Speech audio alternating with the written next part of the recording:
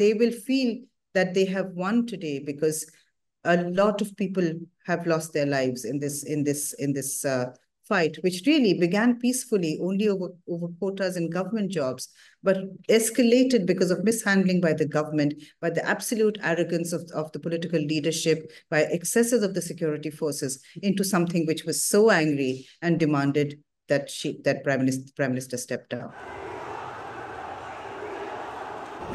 প্রধানমন্ত্রী বাসভবনের দিকে আমরা ওই জায়গায় ঘেরাও দেবো, এরপর দেখবো যে সে আছে কিনা। সম্ভবত সে নেই। বাংলাদেশ এই 14 বছর পর আবার 16 বছর পর আবার স্বাধীন হলো।